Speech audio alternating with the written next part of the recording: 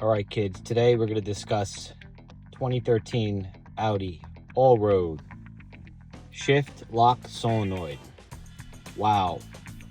If I owned an Audi, the first thing I would do when I found out that I had to replace this part would be to drive the car to the dealer and trade it in and not buy another Audi.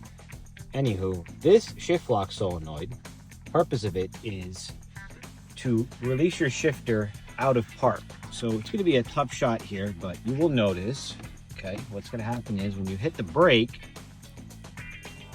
there is a solenoid that is going to release the shifter and allow you to go out of park and then into any gear your heart desires. Now, when this shift lock solenoid goes bad, you're not able to release this shifter from park.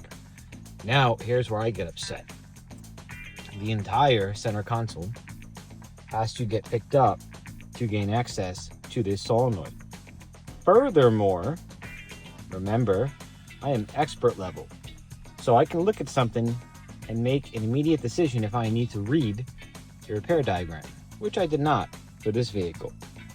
However, if you are not skilled like I am, and this is your first rodeo, you will have to remove the transmission to drop the shifter assembly out of the car. As you see right here, we got our 4 bolts for our shifter. You cannot release this assembly unless you remove the transmission and drop this from below. However, 1, 2, there's a 3rd bolt here. You can separate this plastic case here that holds this entire unit. When you separate that case, you're going to pry gently because it's plastic. And when you pry this case apart, you will be able to wiggle this solenoid out and then in. There is a rod here.